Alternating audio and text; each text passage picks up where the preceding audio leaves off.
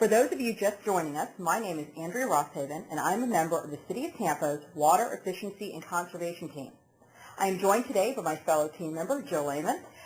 We will be sharing hosting duties today to make sure everything will hopefully run smoothly. Today is our first cross-state eSeminar. So with the help of Robert Vestraut, and I hope I got that right, joining us from South Florida Water Management District, we are going to talk a bit about water use in the commercial and institutional sector. The discussion will also cover a free tool facilities managers can use to understand where and how much water is being used as part of their daily operations. Now, Tampa has a fairly large non-residential customer base. Last year, only 59% of the potable water we supplied went to single and the multifamily sectors. We see a lot of potential in working with our non-residential customers, especially commercial and institutional users, to increase the efficient use of water. So in general, commercial and institutional customers are more easily defined as who they aren't instead of listing who they are. For Tampa, that means those users not classified as residential, single-family, or multifamily accounts, and those not categorized as industrial. We also exclude recreational and bulk water customers. So why do we exclude industrial customers? Well, in my experience, they're usually very good at getting to the bottom line and eliminating those unprofitable operations when it's appropriate for them. This group also frequently has trade secret or proprietary concerns when it comes to sharing operational details with third parties. In Tampa, we have noticed that performance contracting and other private consulting services seem to be their tool of choice when doing facility evaluations. Now, the commercial and institutional sectors also provide the potential for economies of scale, or the big bang for the buck. Due to the amount of water typically used by each account or consumer, one type of change may have the potential for big savings. Hotels don't usually change just one toilet to a high-efficiency model, and college campuses don't usually convert just one irrigation zone to a non-potable water. Also, the opportunities for peripheral education can't be overlooked. When a business or organization does something green or cost-saving, they usually want to tell their clients and employees all about it. So is today's program right for you? This is just a partial listing of the types of businesses and organizations that may fall under commercial and institutional that I borrowed from the nice folks at the EPA Water Sets program. If you work for or with one of these groups, stick around. If not, you may still gain some valuable insight, so stick around. Now, the staff at the South Florida Water Management District has created a comprehensive but easy to navigate interactive guide to help commercial and institutional facility managers perform water audits at varying levels of complexity. I'll let Robert take over the next section to introduce the whys and hows of using this exciting free tool. Over to you, Robert.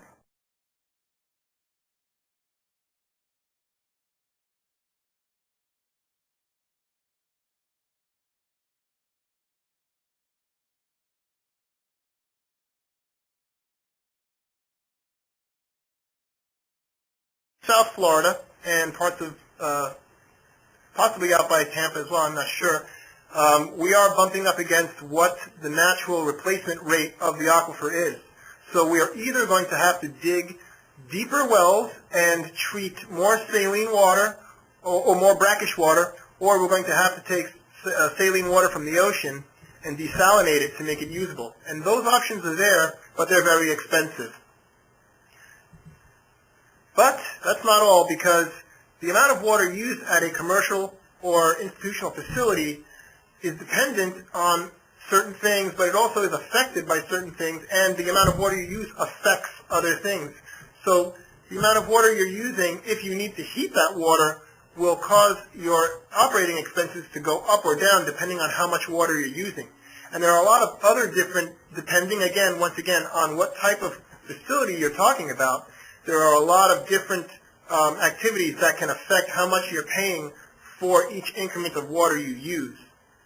And in some cases, it could be almost double what the potable and sewer water costs. So that could be somewhere between $12 and $24 in the scenario that we just looked at earlier. So if we look at a typical commercial institutional facility, well, there really is no typical. Each one of them will have certain characteristics, that will sort of dictate how much water could be saved. A lot of that depends on when the facility was built, what kinds of equipment and material that it has there. But in general, it looks like we can save between 15 and 35%, but in some cases up to 50% of water use. Now, the fantastic thing is that a lot of the water retrofits are not as expensive as some other retrofits and can pay back very quickly. Most of the time they're paid back in less than 4 years, but it can be in less than 1 year. I'm going to go through a couple of different examples where a large facility has taken on a water use efficiency program and made some significant changes. This is out in the lower west coast of Florida, the Collier County Government Complex, and they approached conservation improvements in a few different areas, plumbing fixtures, reclaimed water and irrigation, and they were able to save 1.6 million gallons of water. This is an even more fantastic example. This is the Ritz-Carlton in Naples, also on the lower west coast. And they were, by looking at their fixtures, the laundry recycling system and other appliances, and retooling their irrigation system, they were able to save over 8 million gallons of water and make their money back in less than 1 year. So these kinds of things are possible. This is a slide, I like this slide a lot because what we're seeing here is that this one particular hospital down in Sydney found a leak which was able to save them 200,000 gallons of water, $200,000 in water. And the only way that they found that leak is because they decided to look for it. And that's going to be the thrust of where this entire presentation is going to go, which is the water audit. But before we get to the water audit, I want to show one other example of a way that, now this is not necessarily a conservation measure, because we're not using the same water, we're not using a lower volume of the same water to do a specific task. What we're doing in this case is we are looking at the site and seeing where could we find additional water sources right on the site. And this is Duke University. I believe that this is one of their chemistry, or more than one perhaps, one of their chemistry labs. And they were able to save 2 million gallons of water in their first year. And it was a simple, a few extra pipes and a sump pump to collect their HVAC water, the condensate which is collected, and help offset their makeup water. This is not the only example, but this is an example now that I've seen a few times reusing the HVAC water. But there are other opportunities to find other sources of water or reuse water that you've used once on your site for a second purpose. Now, I've just given you the perspective from a commercial or an institutional facility. I'd like to switch gears and say, well, why would a municipality or utility care to work with this group? And as Andrea pointed out, there's a lot of water that's used by a small number of accounts. And if we scan down quickly, these are 3 different utilities. There are 2 utilities up top from Central Florida, and then the city of Tampa down in the third. And if we look across, we can see that, yes, indeed, it's a small percentage of their accounts which accounts for a large volume of their finished water use. So from any municipality, if you want to reach out to this group, you're reaching out to a relatively small number of folks, but you may have a much larger impact.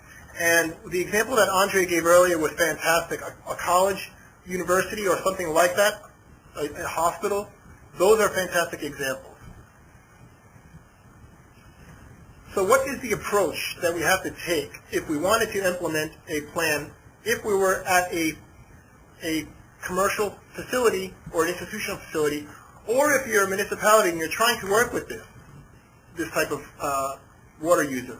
Well, the first thing to do is take a look at what the current situation of water use is. And to do that, you need to perform a water audit. And we'll get to that in the next slide. The second thing to do is to create a plan which is based on the water audit itself.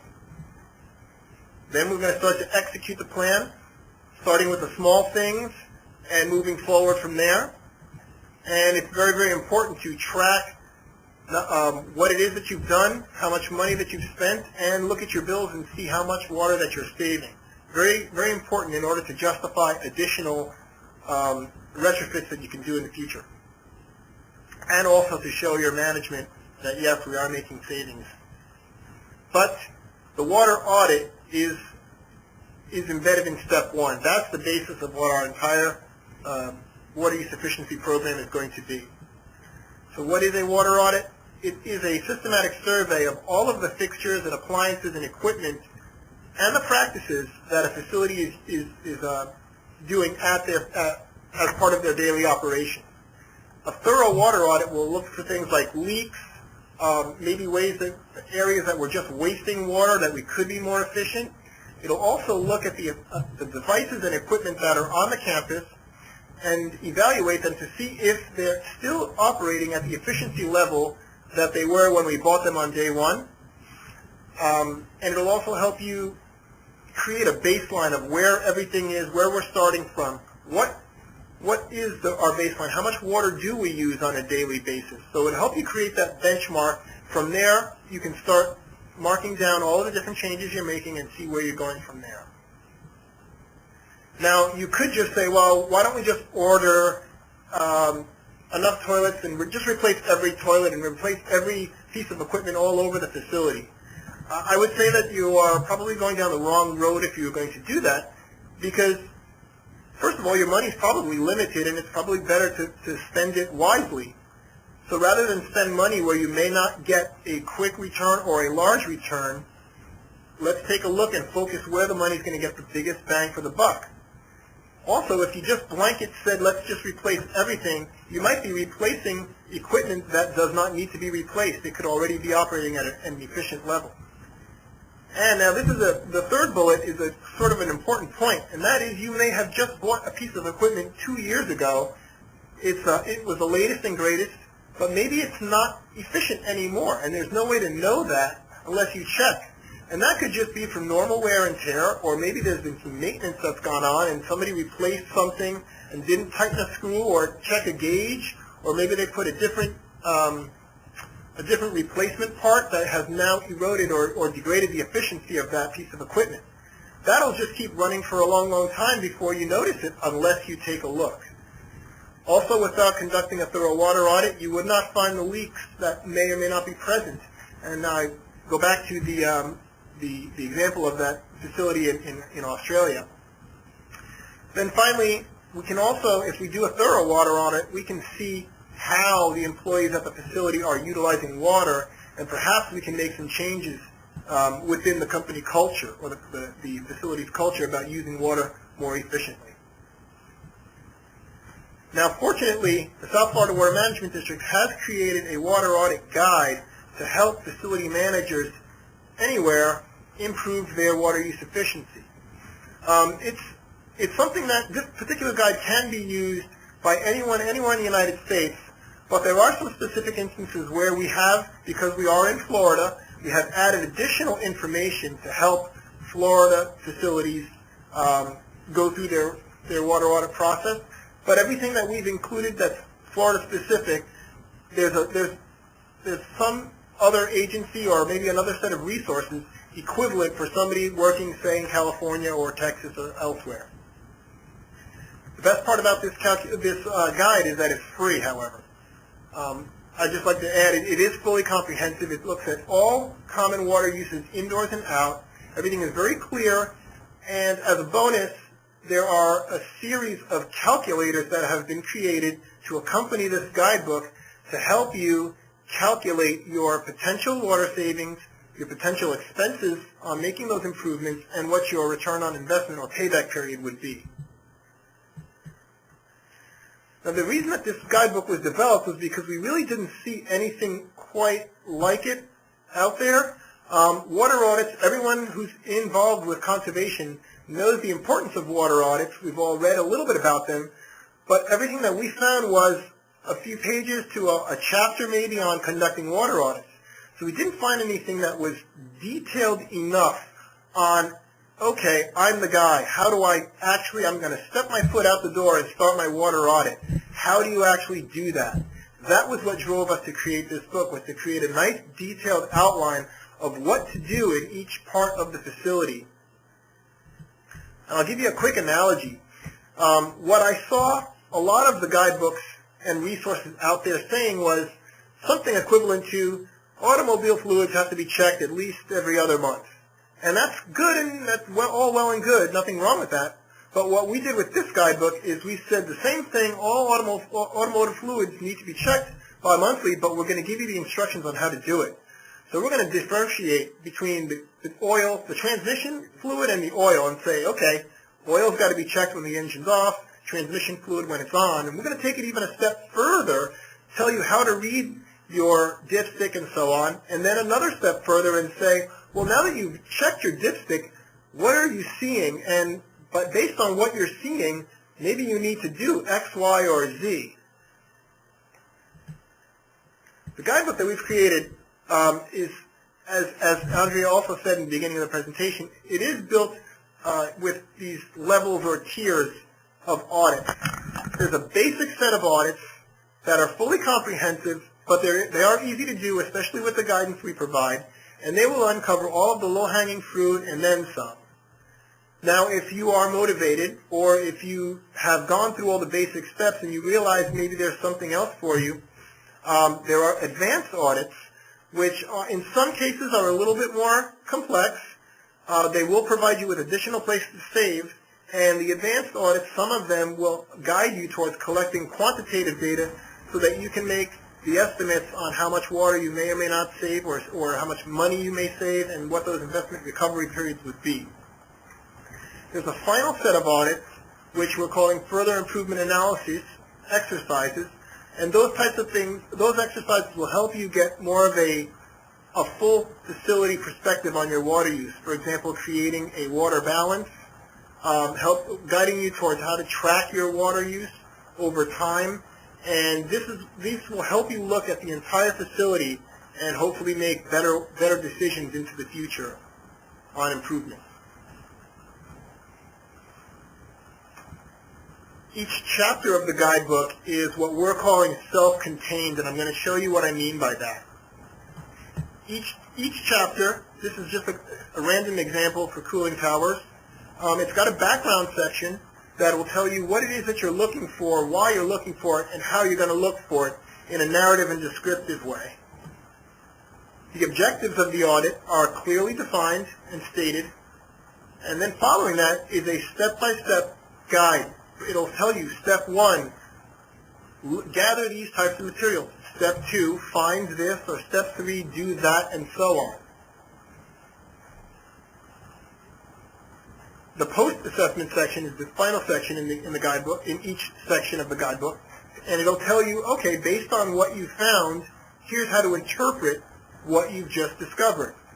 And in addition to that, there are a lot of links and other things provided throughout the book to help you continue learning or finding more resources where you can get more information and so on. I'd just like to add, there's no slide, but we also have a BMP section in the back of the book. But this is not a BMP guidebook, it's a water audit guidebook, but we thought it would be helpful, so we did include that in the appendices. The guidebook also has worksheets to help you collect the data you need in order to make the decisions on what kinds of retrofits that you want to make. I think these are very helpful, and because you'll avoid missing you'll avoid missing collecting the data you need while you're out in the field. And we actually went through a number of pilot tests with this guidebook and had tweaked over and over again these worksheets to try to get them to a point where they really will help you in the field and not be too cumbersome, but also help you make sure you're not going to miss anything. I mentioned earlier that there are some calculators that we've developed that go along with this guidebook, and this is an example of the output of what the types of information you'll get out at the end of it. So it'll tell you how many fixtures were exceeding flow, how many needed maintenance, how many needed replacement, and then the costs associated with replacing or performing maintenance on those pieces. how much water will they save, how much money will they save, and it'll actually calculate for you. There's an energy, if the water happens to be heated, it'll help convert the gallons saved to the energy cost savings associated with using less water, and then the investment recovery period at the end. And the guidebook also talks in detail about how it is that you use each one of the calculators that we've made. We took painful steps to try to make these as clear as possible. To tell you, okay, if you need to, I think most people try to hook up the VCR before they read the instructions, and probably in most cases you'll be able to open up the calculators we prepared and get started. But when you hit a wall or a hurdle, you can go back to the guidebook, and everything is fully explained there in a step-by-step manner. So I hope I've created some enthusiasm, and what do I do with that enthusiasm out there if you're viewing this? Well, if you are a commercial or institutional facility, I would urge you to review the manual, the guidebook, and get started on implementing your audits. I would also just tell you, review the whole thing. Give it a quick thumb all the way from beginning to end. So a lot of times you might be able to improve your efficiency if you know that you are going to be looking at one thing and another thing at a later date. You might be able to double up on certain things. So take a look at the whole book. If you work for a municipality or a utility, review the guidebook and promote it. Try to put this into your package, your outreach package for commercial and institutional users. And please, by all means, post the link on your conservation webpage. And then the final activity you can do is to implement them at your own facilities. I'm pretty sure every municipality is trying to save money or find ways to save money. And if you can get some clearance from whomever you need to, and you can perform water audits on your own building and save money, why not? There's also an opportunity to perform these types of water audits, not necessarily at your own facility, but if you work for a municipality, why not contract with the school or work with the school and the school department, the Department of Education, and audit all of the schools in the area. One other note I just want to throw in there is that this is now part of the Florida Green Lodging Program's water conservation section. If you are a hotelier and you want your property to become a green lodge, you have to have a water audit conducted by either a utility or some other agency, and there are consultants that can do this for you, or you have to use our manual, our guidebook. It's not quite that easy to find, but with a little bit of clicking around, it shouldn't be too bad. And I'm going to go through the steps on how you find it. The South Florida Water Management District's conservation page has the title Save Water FL, FL as in Florida. So you would go to Save Water FL, click on the link that says Businesses. That'll bring you to a separate page, and you would scroll down from that page to where it says Water Use Tools for Facility Managers. And there's a little photo of the skyline there to help you identify it. And then there are two links. One of them is just to have an online view. You could thumb through the book and a very nice viewer that they have. Or you can go to the library to download the book. And again, it's free. And also the calculators that are associated with the guidebook. And that's all that I had prepared. I'd just like to throw one plug in for our Water Conservation Expo, and unfortunately I have the wrong date. Our Conservation Expo is April 12th, and that is at our headquarters here in South Florida. I guess at this point we can open it up for questions.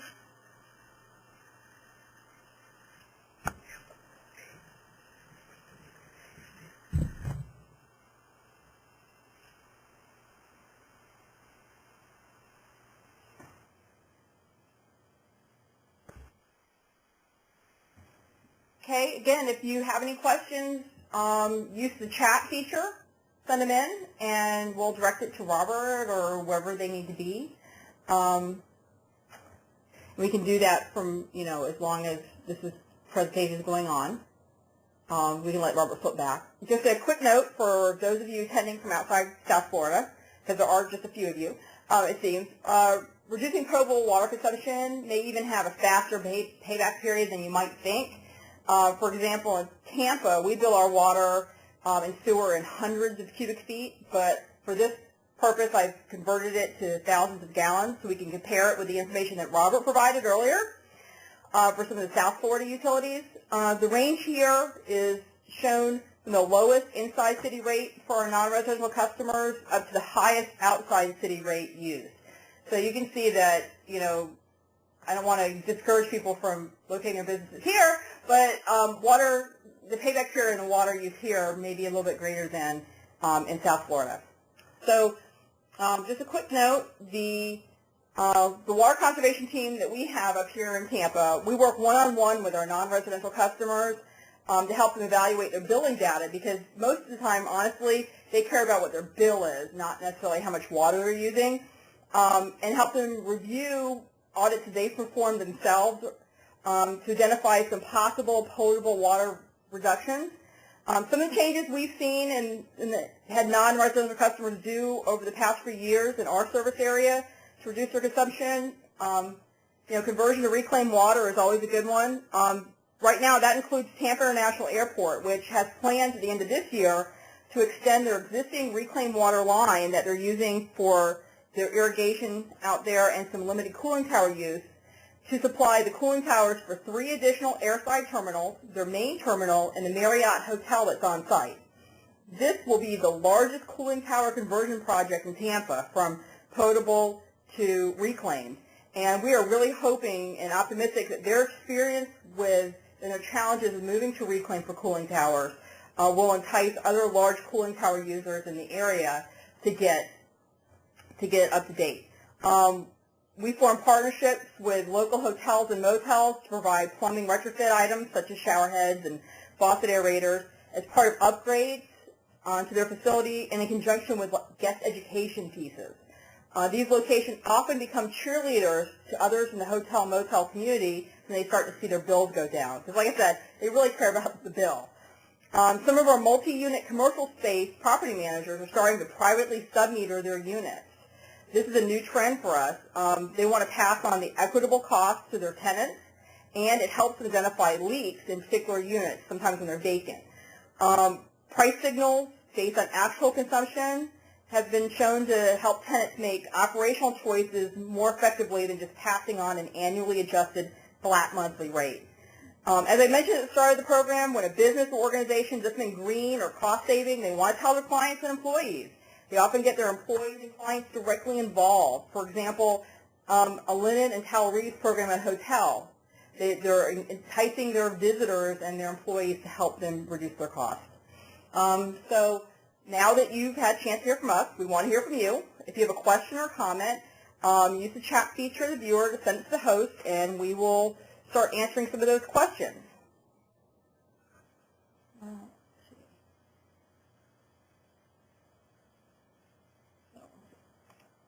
Unmute Robert. Unmute Robert. Okay, and somebody Hi. Robert. Okay, am I back on? Yep. Okay. Okay, so let's look at Jill Lehman's question. Well, are there grants available to support this effort? Well, our guidebook is free. Now, retrofits, there may or may not be opportunities to find grants available for that. The South Florida Water Management District does have a funding assistance program which is called the Water Savings Incentive Program, or Water SIP as an acronym. I know that Southwest Florida Water Management District has a similar funding assistance program, and it is possible that a local city or municipality can also have funds available to help implement what you find during your water audit. And I would have to say, from the perspective of someone who reviews applications for a grant for our funding program, if I saw that someone had gone through the trouble to conduct a water audit and identified where they could save water and money, that would weigh in their favor. Sub-metering is thoroughly discussed in the guidebook. I'm not sure what else I need to add on that, but yes, it is part of one of the areas that are covered in the guidebook. We had How hard is it? We had a couple questions, one on water quality for cooling tower conversions. If you're talking to reclaimed water, that varies depending on the technology they have, because usually there's some chemical treatment differences or some pre-treatment that's required, so that varies. That's one of the things we're hoping to find out from the Tampa International Airport conversion, is kind of get a benchmark for that for our reclaimed water, because we don't have any people on reclaimed for cooling towers. And rainwater harvesting, my question about rainwater harvesting is part of the program.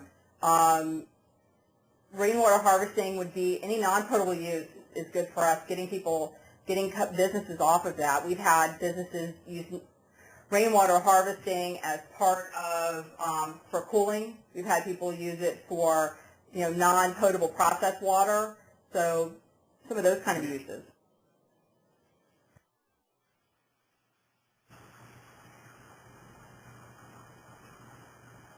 Do we have any other questions?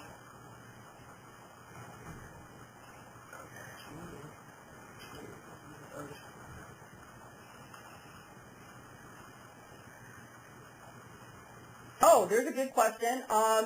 They've seen instances where regulatory agencies in other states have been concerned about pathogens in cooling towers, and we actually, Tampa General Hospital we're talking to them about switching to reclaimed water for their cooling towers. That had been a concern when the system first started. They do have concerns about that, but it looks like they're going to be moving to that. I will be able to give more updates, especially if they do actually move them over and they get everything worked out. That's something we will definitely let people know about, because again, that's from our specific reclaimed water experiences, those are things we're trying to get information about.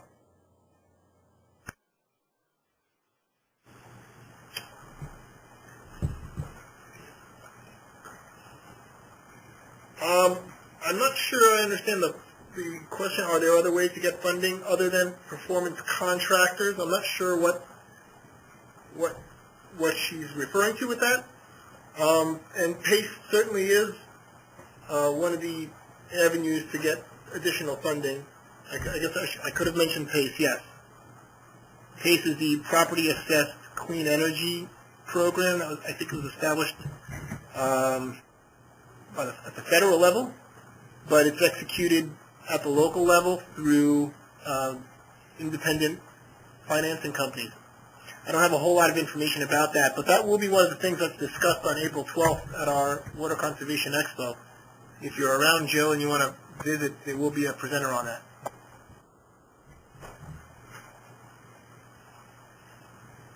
Okay, and then I think, Robert, this one's for you. Do you check the PSI during your audit? No, we don't. Okay. I was just making a quick point about PACE. I know South Florida has a PACE district set up because it's a taxing district, basically, set up by the local government. And Hillsborough County is currently in the evaluation stages of putting a county-wide program in effect, too, for commercial property. So that's a standby from us. It's going to depend, funding opportunities are going to depend on where you are, what's offered in your area. Because PACE is not available everywhere, because like I said, it's a local taxing option. So your local government has to get involved. Your utility can't do it by themselves. We actually have 3 of those districts set up within the South Florida Water Management District's jurisdiction. Okay, that looks like so far the questions we've gotten, and we will be sending out the PowerPoints because someone asked a question about that. We will be sending out the PowerPoints with the email recap that you saw today. Everything should be available by the 8th. And we want to thank everybody. If Robert has any last words before I close out. No, I don't. Andrea, thank you for having us. And once again, anyone who's in the area, April 12th is our Water Conservation Expo and Vendor Fair. It's here at our headquarters in West Palm Beach, Florida. I will be reviewing this guidebook again, but there'll be a series of presenters talking about water use efficiency, specifically at commercial and institutional facilities. If the thought just occurs to you after you walk out of the room and you hit the lunch, or next week about the presentation, or you look over the information afterwards, you can reach us at savewater@tampagov.net by email anytime. You can also reach Robert directly, and his email is up on the screen. We want to thank you for joining us today, and a reminder that, again, we'll send out the information with the URL for the recap and the replay information. All right? So thank you very much, everybody, for attending. Thank you.